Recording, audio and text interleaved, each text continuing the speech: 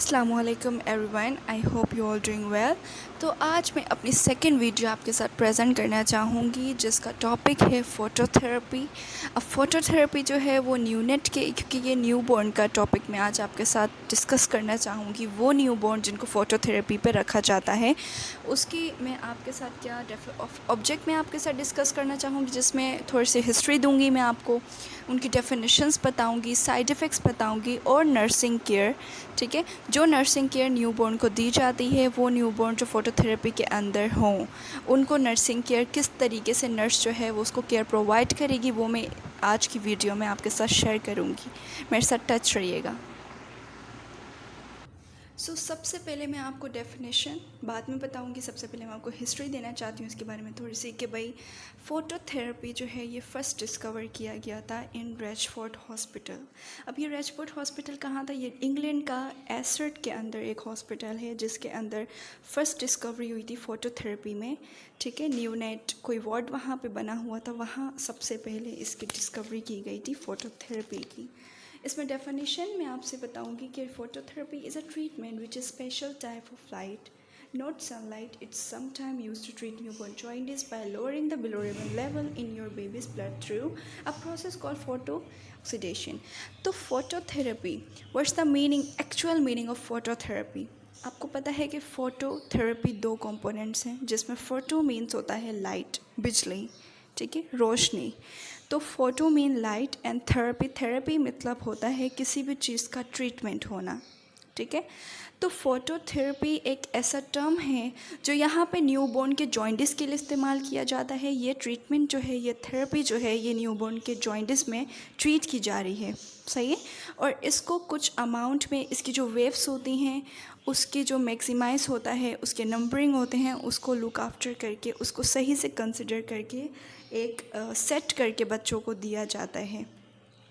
फ़ोटोथेरेपी जो है वो बच्चों के जॉइंटिस में इस्तेमाल होता है और बिलिरुबिन के लेवल को कंट्रोल करने के लिए थेरेपी दी जाती है। ये जो लाइट है वो बिलिरुबिन के लेवल को एक लेवल पे लाने के लिए, नॉर्मलाइज करने के लिए ये बच्चों को दी जाती है। अब बच्चों, आप ये सोच रहे होंगे कि सिर्फ फ़ोटोथेरेपी बच्चे को क्यों दी जाती है, क्योंकि इसकी पहली वीडियो में भी मैंने जो जॉइंटिस का जिक्र किया था उसमें यही था कि लिवर की डैमेज होने की वजह से जॉइंटिस कोस होता है। बट यहाँ पे न्यूबॉर्न का ये इशू है कि न्यूबॉर्न के अंदर लिवर का डैमेज नहीं होता। न्यूबॉर्न में लिवर डैमेज नहीं होता, उनका लिवर वैसे ही इमेच्योर होता है, वो सही से अपनी एक नॉर्मल फंक्शन में नहीं होता। बट उनके अंदर जो ये जॉइंटिस होने के ख़तरात होते हैं वो सम साइकोलॉजिकल भी होते हैं, breast milk, mother breast milk के इश्यूज़ की वजह से भी होते हैं, और बाज़ात ब्रेस्ट फीडिंग की वजह से भी उनको जॉइंटिस कोस होता है। तो हम इस सिचुएशन के अंदर बेबी को वो मेडिकेशंस, वो स्टेरॉइड नहीं देंगे जो उनके लिवर को अफेक्ट करें, या हम ये सोचें कि लिवर को ठीक करने के लिए जो मेडिसिन दी जाती हैं वो इस थेरेपी में इस्तेमाल की जाए। नहीं, इस थेरेपी के लिए बेस्ट थेरेपी ही यही है कि इसको फोटोथेरेपी दिया जाता है बेबी को। ठीक है, अब आ जाता है इसका पर्पस, इसका मकसद क्या है, इसका एम क्या है। तो फोटोथेरेपी बच्चे को इसलिए दी जाती है कि उसके बिलिरुबिन जो एक्सेसिव अमाउंट में बढ़ चुका है, जा चुका है, उसको हम लो अमाउंट में, एक नॉर्मल अमाउंट में लेकर आ जाएं। तो ये क्या करेगा भाई, फोटोथेरेपी की जो लाइट है वो उनकी बेबी जो है उसके ब्लड के थ्रू, वहाँ पे बिलिरुबिन जो है ब्लड स्ट्रीम्स के थ्रू उसकी बॉडी में चले जाएंगी, जिसकी वजह से बिलिरुबिन जहाँ पे बड़ा हुआ है वो वहाँ पे जाके उसको ब्रेक डाउन करना शुरू हो जाएगा, जिसकी वजह से आहिस्ता आहिस्ता आहिस्ता आहिस्ता 1 वीक के दौरान या 3-4 दिन के दौरान वो अपनी एक नॉर्मल बॉडी में आना शुरू हो जाएगा। और जो पिगमेंटेशन उसकी बॉडी में, स्किन के अंदर स्प्रेड हुई है, येलोइश कलर जो है वो अपनी एक नॉर्मलाइज कंडीशन में आना शुरू हो जाएगा। जो बॉडी का, बेबी का जो एक नॉर्मल कलर होता है, पिंकिश कलर होता है, वो उसके अंदर कन्वर्ट होना शुरू हो जाएगा। तो इसका मेन एम यही है फोटोथेरेपी का, कि बेबी को जॉइंटिस से बचाना, जॉइंटिस से रोकना, आगे जाके सीवियर कंडीशन ना हो जाए उससे रोकना, मज़ीद बीमारियों से रोकना, मज़ीद किसी कंडीशन को ख़राब हो जाना, उसकी और कंडीशन बढ़ जाए, इन सब कंडीशन को नॉर्मल करने के लिए फ़ोटोथेरेपी न्यूबॉर्न को दी जाती है। अब आ जाते हैं इसके some side effects of phototherapy light. सबसे पहले है ओवर हीटिंग। ठीक है।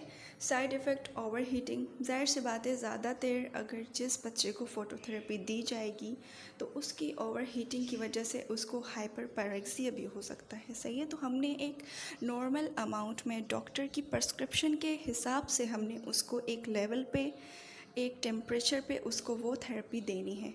Water loss from increase peripheral blood flow and diarrhoea, ठीक है, इसमें डिहाइड्रेशन भी हो सकता है, उसको डायरिया हो सकता है, रेशेस हो सकते हैं, रेटिनल डैमेज हो सकता है, ग्रीनिश स्टूल हो सकता है। तो ये बहुत सारे उसके साइड इफ़ेक्ट्स हैं जो एक होंगे नॉर्मल तरीके से, लेकिन ये फ़ोटोथेरेपी के अंदर ये साइड इफ़ेक्ट्स उसको फेस करने पड़ सकते हैं। अब आ जाते हैं अपनी नर्सिंग केयर के, हम नर्सेस जो हैं वो क्या केयर प्रोवाइड करेंगे न्यूनेट को कि वो जल्द से जल्द रिकवर हो सके, उसका ट्रीटमेंट जो है वो बेस्ट से बेस्ट हम उसको ट्रीट कर सकें फ़ोटोथेरेपी के थ्रू। तो कुछ स्टेप्स हैं जिनको हमने फॉलो करना है, कंसिडर करना है और अच्छे से अच्छा लुक आफ्टर करना है बच्चे को फ़ोटोथेरेपी के दौरान, ठीक है। सो फर्स्ट मैं आपके साथ डिस्कस करूँगी फ़ोटोथेरेपी टेक्निक्स। अच्छा, मैं आपको कुछ ये और भी गाइडलाइन देना चाहती हूँ कि सबसे पहले बेबी को जिस वक्त फ़ोटोथेरेपी की नीड है, आपने सबसे पहले उसका वेट लेना है, उसका गेस्टेशनल आपको एज पता होनी चाहिए जिसकी वजह से आप इजीली उसको मॉनिटर कर सकें, मेजरमेंट में आपको इशू ना हो।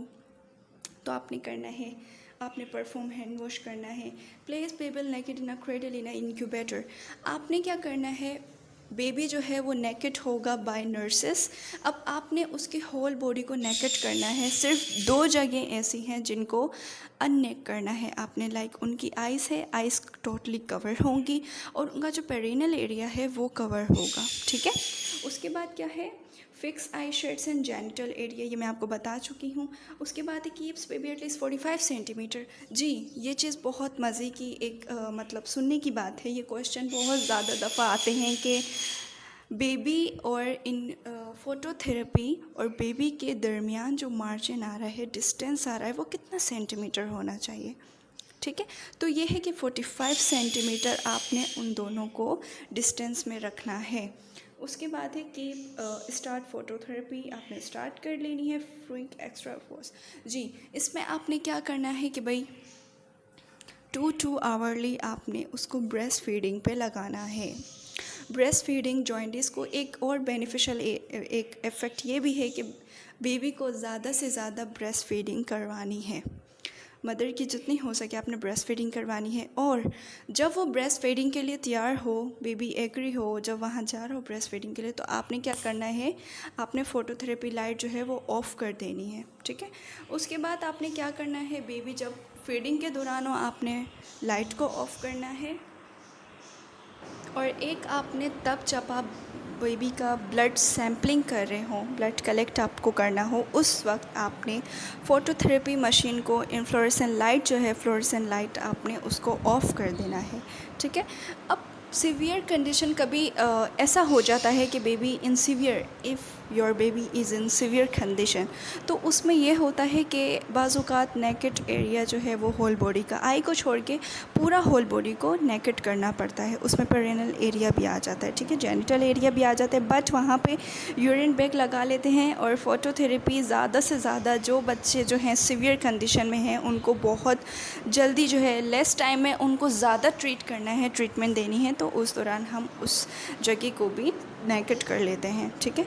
उसके बाद हमने टाइम टू टाइम बच्चे को फिज़िकली भी चेक करना है कि इधर उसकी बॉडी में कोई इफ़ेक्ट तो नहीं हो रहा, कोई रैशेस तो नहीं आ रहे, क्योंकि ये साइड इफ़ेक्ट्स तो हैं, but as a nurse it is our responsibility to look after. अपने पेशेंट को हमने कंसिडर करते रहना है, हमने उसके साथ रहना है, उसको टाइम टू टाइम बेबी को पोजीशन देनी है, उसकी पोजीशन भी टर्न करती रहनी है कि उसको बेड सोर्स भी ना हो जाए, उसका भी ख़तरा होता है। अगर वो एक ही पोजीशन में इतने टाइम तक, इतने आवरली एक ही पोजीशन में है, तो ये ज़रूरी है कि उसको बेड सोर्स हो जाए, तो हमने उस चीज़ को भी उसको अवॉइड करना है, बचाना है, ठीक है। उसको फ्लूइड लगाना है, क्योंकि डिहाइड्रेशन हमने साइड इफ़ेक्ट में पढ़ा कि उसको हो सकता है, तो हमने स्ट्रिक्ट मेंटेन आईवी फ्लूइड रखना है बेबी के लिए। और इसमें हमने 5% 10% उसको लाजिम देना होता है एज़ पर डॉक्टर प्रिस्क्रिप्शन, ठीक है। उसके बाद क्या है, उसके यूरिन आउटपुट को, फ्रीक्वेंसी को हमने नोट करना है कि कितने अमाउंट में उसका यूरिन जो है वो आउटपुट हो रहा है, हमने चार्ट करना है। बिलीरुबिन लेवल को हमने देखना है, ठीक है। मुझे उम्मीद है कि आपको बहुत ज़्यादा लर्न आपने किया होगा इस चीज़ से, आपको अच्छा लगा होगा मेरा आज का तो थैंक यू सो मच।